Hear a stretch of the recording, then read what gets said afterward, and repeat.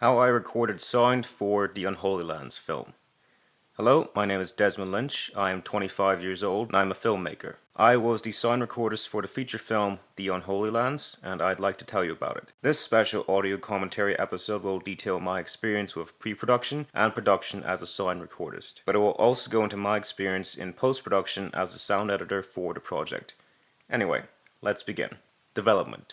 I first met the director, Paddy Duffy, on a short film called A Tale of Tragedy by director Tim Lyons. This was around January-February time of 2022. I was the sound recordist for this short film and Paddy was there doing stuff. At some point I got to speaking to Paddy. He was telling me about his film project called The UnHolylands, and he had asked me if I was interested in doing sound for the film. I said, sure, why not? I'll admit now that I assumed the entire project would never happen. It sounded very ambitious, and I had seen many projects just fail and fall away before production even began, so I assumed that would be the case here as well. With that in mind, you could see how I was surprised when Paddy called me up a few months later asking if I was still available for the entirety of July to shoot this film. I said yes, and the rest is history. The main concern for Paddy was my own skill set. I believe in one phone call he asked, "Do you know what you're doing?"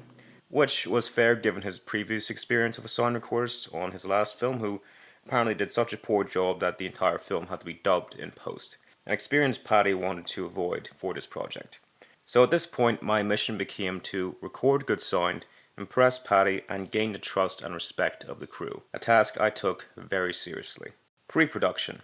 I'll be very blunt here and say that if you don't have an adequate, let alone good, stage of prep time and development during pre-production, then your production is going to be an absolute nightmare, and you're going to have an even worse time in post trying to fix those issues. I handled the pre-production for the sound department. Paddy and the producer wanted cinema quality sound. I consulted some sound recordists, boom operators, and others about the project. Given our limited budget and resources, they recommended we use the Sennheiser MKH416 shotgun microphone, as well as the Zoom F8N recorder. Unfortunately, due to budget cuts, we were only able to get the 416 microphone and not the recorder. So for this project, I had to use the Zoom H6 handy recorder, which I owned at the time. The 416 was an industry standard microphone 10 years prior to use on the film for both interiors and exteriors, and it still has a great reputation, particularly among post-production sound. The H6 is more of an amateur recording device, so it was a mismatched pairing, but it would get the job done in the end. There would be no timecode devices like a tentacle, again because of budget restraints, so going forward we had to ensure there was a clapperboard on set at all times to ensure that video and sound could be synced correctly in post-production. Then of course there was concerns about the safety of the microphone during scenes involving stuff like smoke, vape fumes, fog machine vapor, etc. So for that I made sure to use a blimp, as at the time I believed that was the best method to protect the microphone. Backups were a big priority for me as well. I plan on using various hard drives, my laptop, a Google Drive folder, as well as sending WeTransfers to the director, producer, and editor to ensure that there was plenty of backup options. As a general rule of thumb, you can never have enough backups. The big issue with pre-production was mainly explaining to Paddy and the crew of the various issues with filming in the Holy Lands. It's a pretty rowdy student area, lots of party music, lots of noise, cars, the potential for interruptions, issues like that. Once that was addressed, I'd put in a plan to work around that, namely by gathering lots and lots of Atmos. If we recorded enough Atmos, that meant we had more options in the edit and how to fix any big sound issues. The 12th of July and various parades, bonfires, and events surrounding that date were a concern as well, and I made sure to address we may have issues if we were filming on that date. Fortunately for us, we were filming in July, which can be a relatively quiet time in the Holy Lands, so we wouldn't have to worry about the same type of crowd we'd get in September or October when the students are back in university. We certainly weren't going to experience any issues like Freshers Week or St. Patrick's Day, so as a production, we'd be operating in the quietest period in that area. Another concern was the location in which we would be filming. The house in question had tiled floors, high ceilings, little to no carpeting, and few furniture items, all of which would cause the dialogue to sound very roomy, which means reverby or echoey. To explain, microphones don't work like our ears. When we are listening or talking to each other in a room, if there is a slight echo or reverb, your brain kind of just tunes it out. The microphone can't do that, so it picks up and records that reverb.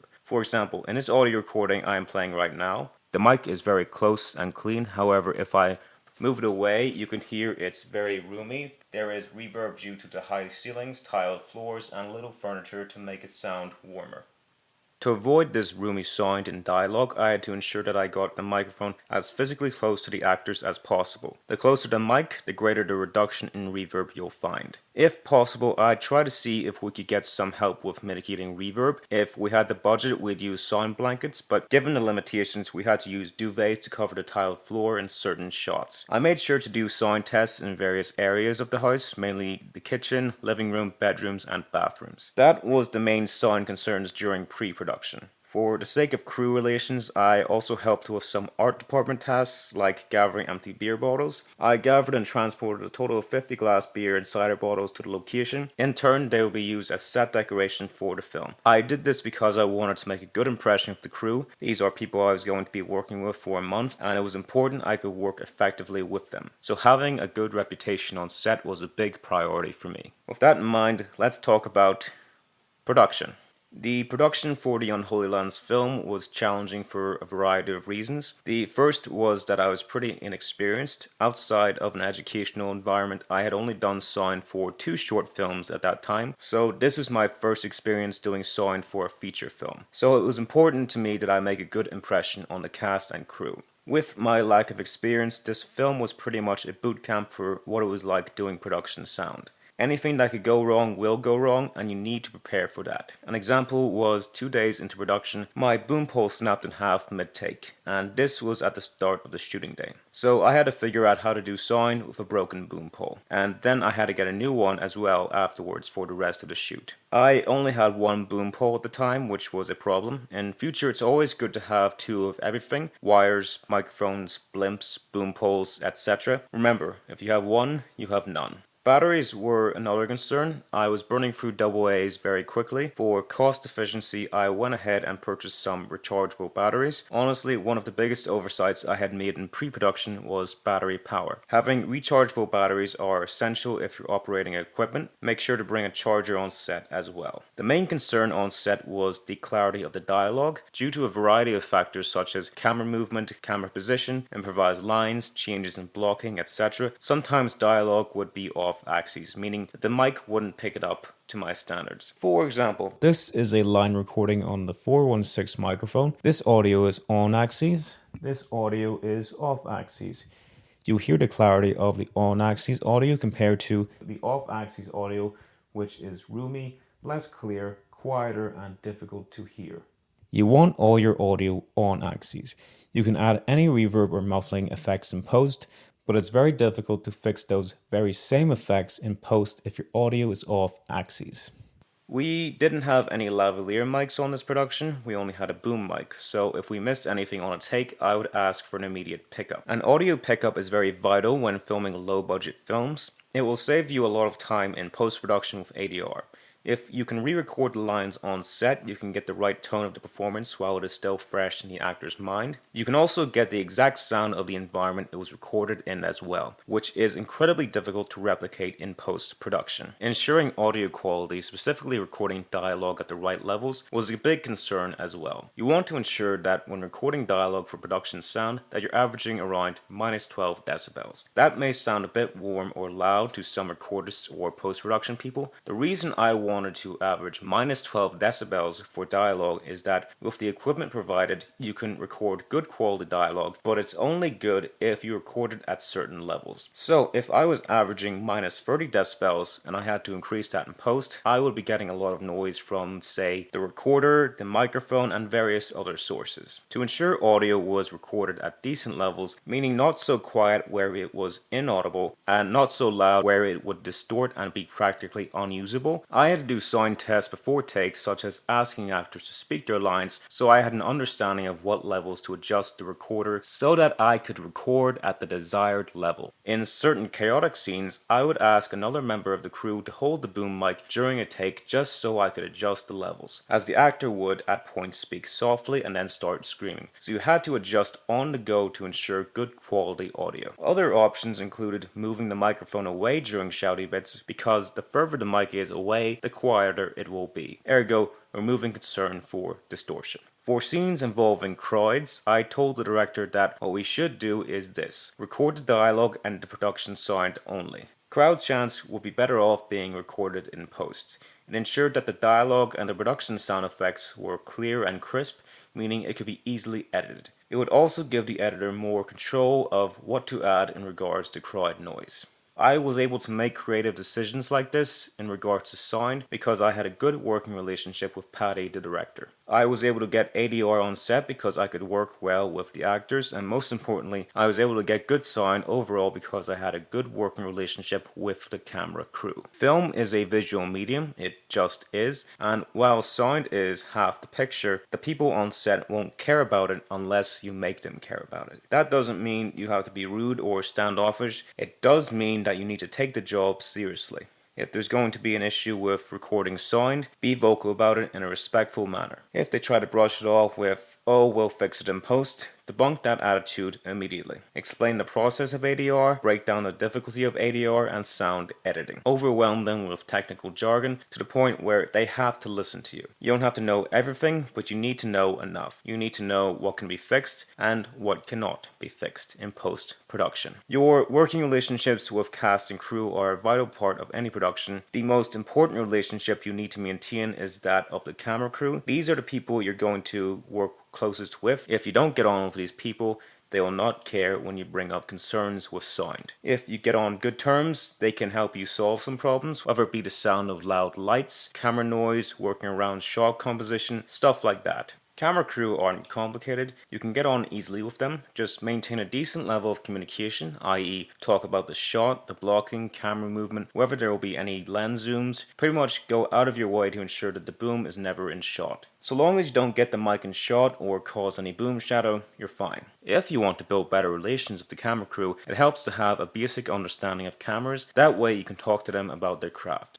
As a general rule, camera people love talking about cameras, so if you give them an opportunity to talk, complain, or even, in some cases, rant about their craft, you may find they'll think of you more fondly. The same applies for other crew members as well. Small talk is okay, but if you give people a chance to talk about the stuff that they're interested or passionate about, they will hold you in higher regard. I can't stress enough how important it is to get on with people. You don't necessarily have to make friends, but so long as you can get along, that is the key. I myself am not a people person. I am very introverted. I'm a tad socially awkward, and I have a very bad temper. So I am very conscious about how I compose myself and how I deal with people. If you're like me and you're not the best at the whole people thing, this is what I do. Be quiet, be polite, and be occasionally funny. The job could be very stressful at times, especially given the standard I held myself at. Even though this was a very low budget indie feature, I treated this experience as seriously as I would a $100 million movie. For the most part, it was just me in the sound department, so there was a lot for me to do. Sometimes things would get difficult and stressful. When times like that happen, I just get quiet, I stay focused, I don't talk to anyone, and I get through it until that feeling fades. If you have a problem, address it respectfully or not at all. I worked with a few boom operators on a few occasions, mostly crew members or some people that Paddy brought in to help me out. In the end, I didn't really use that many boom ops. At the time, I hadn't worked with anyone that I believed worked at my standards, so I preferred to do things by myself for the most part. The job itself was physically demanding. I didn't have a car, so I would walk to and from set. I lived about a mile away from set. At the start of each day, I would take my equipment from home and carry it to set, and at the end of each day, I would take my equipment from set and travel back home. In between, I would be doing my roles as a sound recordist and boom operator, which is a physically demanding job on its own, let alone the commute aspect. You don't need big muscles to be a boom operator, you just need a basic understanding of how to hold yourself in a position to ensure you don't get hurt. The main advice I would give is to brace your core. People tend to think that being a boom op means you get sore arms. The arms don't really get sore. It's your lower back you need to worry about. When you're standing and holding objects in a certain place, like a boom pole, for an extensive period of time, all that physical pressure will eventually end up on your lower back. That stress will in turn cause pain. So it's important you engage in good form. Brace your core, adjust your position when needed, take the pressure off your back and move it elsewhere. For this production, I made sure to record many tracks of Atmos. This included room tones of every room in the house we were filming in at various points of the day. I also made sure to get recordings of wild tracks in various different parts of the Holy Lands at certain times of the day. Time is very important when you're collecting Atmos. A location sounds different at night than it does in the morning. The difference is literally night and day. Recording a great amount of Atmos ensures you have options in the edit, especially when you have to do ADR if required. It also solves some sound concerns as well. An example that comes to mind is that at one point there was a car alarm that went on for about 5 days straight. It would interfere with takes and there was no way of fixing it on site. I made sure to record that noise so we had a reference sound in the edit in case we needed to mask it for continuity or remove it entirely in post. Because I was working by myself and I didn't have a lot of time to make a sound report on set, each night I would get home, I would do backups of that day's sound, and I would then listen to everything I had recorded on set. I would then write up an extensive sound report detailing the take, the file number, a description of the scene, any problems with the sound, as well as potential solutions to those sound problems. The latter part isn't necessary, but I knew the editors of the film didn't have the most experience editing sound, so I wanted to ensure that if there was a problem, that they knew there was a way to fix it. The sound report was very laborious, monotonous, and meticulous. Some days I'd have to listen to 40 sound files recorded that day. Some days it was closer to 100. At the end of the production, I listened to 2,000 sound files, and I'd logged each and every one of them into the sound report. It was a very boring process, so to entertain myself, I would edit together some patches of dialogue into some short audio sketches, and I shared those sketches into the cast and crew group chat. People found it funny, so I kept making them. I think it helped with morale as it gave people an opportunity to see what we were working on, and in turn, it kept them motivated to finish the job. The sound edits also helped me get the job opportunity to work as the post-production sound editor, which I will talk about now. Post-production. Like I mentioned previously, I landed the job of post-production sound editor because of my audio sketches that I made during production. I had some experience in audio editing with my own audio drama miniseries, The Witch and the Orchard. After production of the UnHolylands, I would also be the sound editor for a short film called Flags and Emblems. From that experience, I learned that sound editing wasn't where my passion was, but I was still committed to doing a few drafts of the UnHolylands movie as a favor to Patty. There was some delays with the handover of the edit. The video edit took longer than predicted due to scheduling issues. It takes a while to get a film made, especially an indie film where free time and resources play a big factor. I would receive the edit about a year after we wrapped production on the film. At this point, I had an entire year of ideas I wanted to explore with the film. Patty had his own specific vision as well, which I will admit I ignored for this draft. That's very unprofessional, I know, but for this first draft, I wanted it to be purely mine. So I just ignored Patty's calls and texts for about 3 weeks while I was editing, which of course he was not happy about. But my main goal was to make something good and to make Patty laugh, so by the end he was mostly happy with the end product. I was initially concerned about the sound syncing process. Patty was editing on DaVinci Resolve, and I was editing sound on Adobe Audition. In my experience, the sound syncing doesn't really work, so I had Patty edit with the raw camera audio, and I would sync up production sound manually. I would have to swap out the off-axis audio with dialogue from the reverse shots of that coverage, which proved tricky as in many takes the actors would improvise, so the lines wouldn't really match up. The big concern for me personally was a sense of sonic continuity, like say in one scene the dialogue may go from sounding very bassy and close up to very roomy and strained. For wide shots, I'd often rely on using audio from close-up coverage, as oftentimes the audio was just better and it edited better with the coverage. With issues of actors going off axes, for example Sean Daly, the actor who played Alistair, he would often improvise movement and in doing so go off axes because as a boom operator I wasn't anticipating him to move certain ways. I'd make sure to get his audio with on-set ADR, so if I missed a line because he was facing away from the mic, I would make sure to get a pickup after the take was finished. I'd sometimes use audio from other takes, slice and edit together audio, and Frankenstein monster together some dialogue to make a line sound decent. Sometimes, however, even if a line sounded a bit roomy or imperfect, I'd keep it in because the performance was better than what was provided in the on-set ADR. I did that once or twice in the film. I'm happy to say about 90% of the scene production audio was used. I'd use some on-set ADR, but very little. I only had to record ADR for about 2 scenes of actors during post-production.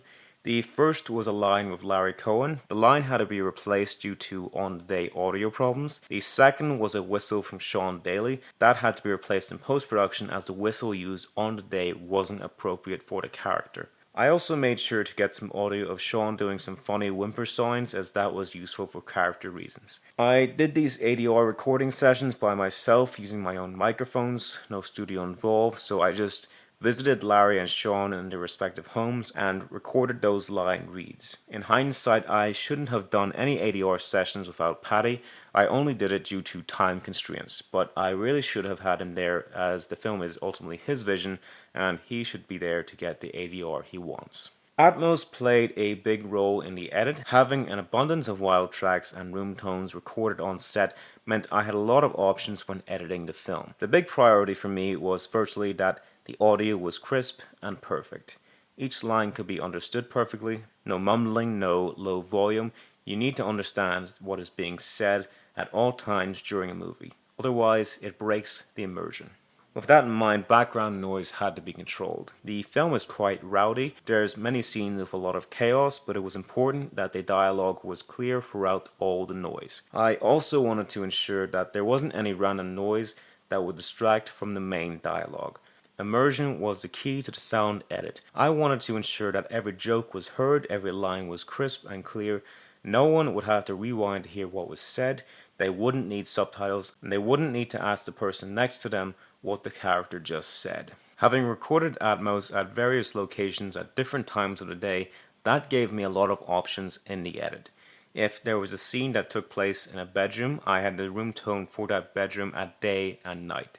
Same for exteriors. This was particularly handy for scenes in which, say, a window was opened and closed. For a brief moment, you'd hear the exterior wild track, and when the window is closed, it's gone. It's great for the immersion, as it sounds exactly how it would in real life. Sound effects play a big role in post-production. I didn't really do much Foley. I mostly relied on sound effects from various sound libraries. These provided richer sounds for stuff like door slams, footsteps, etc. They would enhance the sound recorded during production and in turn help the world of the film become more alive. Exterior scenes were a concern both in production and post-production. As stated previously, the location was very chaotic, so there could be random noises, music, chatter, cars, etc. I did my best to work around that, namely by incorporating that noise into the Atmos, while also ensuring the dialogue was crisp and clear. I think the result was pretty good. It made the location sound very vibrant and wild, but also ensured that the story could be followed without risk of distraction. Music was a key part of the film. I provided some temp stuff, most of which Paddy would remove as he had his own stuff he wanted, which in many cases was better than the temp stuff I provided. Music, as a general rule of thumb, should be used to elevate a scene. It shouldn't be used as a crutch. That said, whenever the pacing could drag, a bit of music would help pick it up. So it was a delicate balance. Silence is also important. There is some comedic beats that rely a lot on silence. Silence gives an emphasis to loudness. It's a dynamic range between quiet and loud. You need a balance between the highs and the lows because in turn they give each other definition. Some scenes needed to be quiet, some scenes needed to be loud. Some scenes needed to be quick, some scenes needed to be slow. Some scenes needed to be funny, some scenes needed to be serious. It was important that sound helped ensure the tone conveyed in the scenes was the right tone. During this edit, I also tried to incorporate some humor into the soundscape. This could be something like a funny sound effect, music that humorously juxtaposed the scene that was playing. For example, a tense or stressful scene, but the music is very peaceful. Stuff like that. The important thing I wanted to keep in mind was tone. Paddy wanted to make something like a mix between The Inbetweeners and Superbad, but of course with its own Holylands identity. So the humor had to be gross and grounded like Inbetweeners, but not absurdist or fourth wall breaking like Arrested Development. Tone is really important when making a movie. People demand more from film than they would in real life because life is chaotic and absurd and oftentimes doesn't make any sense. A movie has rules. People will follow along so long as the movie obeys its own rules. I spent about a month making the sound edit, 2 weeks to sync up the audio and swap out any dialogue with ADR, plus do some basic cleaning of the audio. Another week was spent on adding the right atmos and sound effects to each scene. A few days were spent on editing the music, finding the right music, and then editing it into the film so that it followed the beats of the film. The last few days were spent adjusting the levels and making sure that the film was loud but not too loud. Again, the priority was to ensure that each line of the dialogue was clear and coherent. When I finished the first draft, I wrote up a document addressing the notes and instructions Patty had sent me beforehand. I believe we were about 70 to 80% on the same page. There was some things I couldn't do just because I thought it would distract from the dialogue and thus would ruin the immersion. I explained that in my handover document. We had a brief conversation afterwards and we were fine. I couldn't come back for the next few drafts of the sound mix because I was busy working on my own films. Paddy took control of the edit from there on. He swapped out the music, added some more ADR to some scenes, particularly the crowd scenes. I would say that about 70% of the sound from my first draft is in the final cut of the film. In the end, I'm proud of the sound in the edit. About 90% of the dialogue in the film was what we recorded on set. Most of the ADR was also dialogue we recorded on set as well. So that meant we didn't have to get actors back in for post. In the end, I think there was a pretty solid mix, and I know this because one of the few critiques Patty gave my mix was, and I quote, "It was too clean." What I would do differently. There's a lot of stuff I didn't know that I know now, so with that said, here's what I would do differently. It was a good idea to get on-set ADR. You can never have enough takes of dialogue from respective actors, especially on low-budget films like ours. In Christopher Nolan's first film, Following, which he made for £6,000, he had the same technique where, say, if a plane was overhead during a take, he would make sure to get a clean cut of that line just for the audio after the take was finished. That way, he had the line for the edit. The main thing I would do differently is how I would go about recording on-set ADR. So, for the film, I would have asked the actors to stand still and just rehash the line. That's okay if it's a pickup line of a non-emotive delivery, but say if there's a bit more emotion and a lot more movement in the scene, you won't get the same type of performance by having the actor stand still. You need them to move about, to have energy, to respond to people, otherwise it will sound flat. So basically I would just follow the actor around and not have them stand still so they could more easily emote the scene dialogue. That is the big problem with ADR, and why if you're serious about sound, you need to go out of your way to ensure that ADR isn't required. Because what you're essentially asking an actor is to recreate the same tone in a vacuum. In retrospect, I wouldn't have bothered with the blimp for protection against smoke or vape fumes, as I had consulted another sound expert, Craig Sheridan from Amp Studio, about this, and he said that there really wasn't any point with the blimp as it didn't protect the mic from the smoke or fumes. Plus, the initial concern about smoke or fumes really wasn't warranted, as there was not an obscene amount of smoke or fumes, like say a tire fire, which you'd be around for days on end where the residue would affect the microphone. So in hindsight, I wouldn't have done that because we were basically just cutting off high frequencies for no reason. In regards to post-production sound, I think it was a mistake to not let Patty edit the film with the audio I recorded. At the time I thought it was best just for the sound sync on my end and the edit transport, but in the end I don't think it was really worth it. Conclusion. In the end, film is an audio-visual medium. Sound is half the picture, but it's often not paid attention to, which is kind of a good thing. If I did my job correctly, the audience will have no idea who I am, they will not be distracted by the sound. If anything, it will help them be more immersed. If you're interested in sound recording for film, you don't need to know everything, but you need to know a lot. Not just about what microphones are the best, or how to set up a lav, or how to hold a boom pole and operate a boom mic. You need to have a good understanding of what is possible in post-production. You need to know what could be fixed and what cannot be fixed. There's always something to learn. You need to go into each project open-minded because what worked on one job may not work on another. So you got to adapt accordingly. You also need to get on with people. You don't have to be a people person. You don't have to be super charismatic or charming. Genuinely, the bar is very low for being a decent crew member.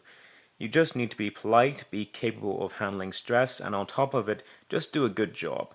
In every line of work, the one thing people hate more than anything else is someone who is bad at their job.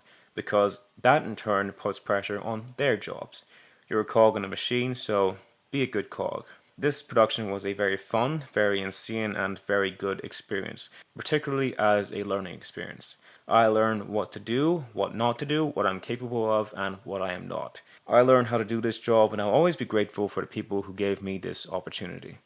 I'm a filmmaker first and a sound recorder second. This experience meant I could meet like-minded people who I could trust and rely on to work alongside me whenever I made my own projects. If you are interested in making films, the big piece of advice I give is this. Learn about sound, learn to respect sound. Again, you don't need to know everything, you just need to know enough. That's pretty much it from me. I'm going to leave you now with an audio compilation I made when we initially wrapped production. Whenever I hit record to do a scene, and then say the take didn't actually happen, or we had to cut early because, say, a plane was overhead, to ensure I could identify which are full and good takes and which sound files were recorded by mistake, I would say dud into the microphone. I would do this a lot on set, and it became a bit of a meme where everyone got involved. So I'll leave you with that. Thank you for listening. My name is Desmond Lynch, and I was the sound recordist and sound editor for the UnHolylands. This is a dud. This is a dud, actually. No, this is a dud. At the start of the frame. This is a dud. Alright, this is a dud. This is a dud. Can cut back to this. Alright, this is a dud. This is a dud.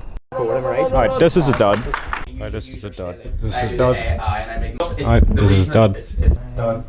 Alright, this is a dud. Dud. Dud. Dud. Dud. Dud. Dud. Dud. This is a dud. Dud.